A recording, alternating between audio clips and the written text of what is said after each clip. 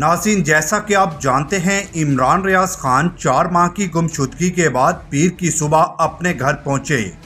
इमरान रियाज खान ने घर आते ही सबसे पहले अपनी एहलिया से कहा कि मैं जीत कर आया हूं, हार कर नहीं। इमरान ने आते ही जब फैमिली से मिले तो एक तो फैमिली ने एक दूसरे से पूछा कि ये ख्वाब है, दे कुडंट बिलीव इट, बच्चे रो पड़े, इमरान खुद रो पड़े।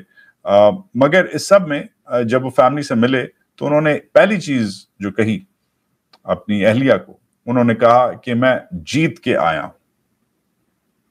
मैं जीत के आया।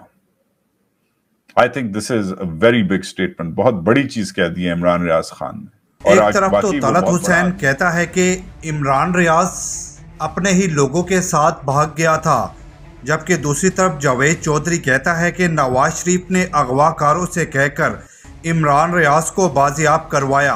वाज़ेह रहे कि शरीफ खानदान के दोनों मुलाजमों की आपसी बयानात नहीं मिल रहे, वैसे ये दोनों झूठ ही बोल रहे हैं।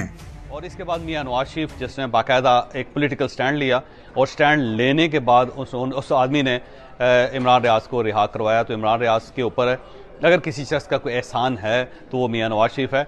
और वाज़ेह रहे कि इमरान रियाज ने एक बार कहा था कि इसे कहा गया है कि अगर जबान बंद न की तो अगली दफा तुम बोल नहीं सकोगे।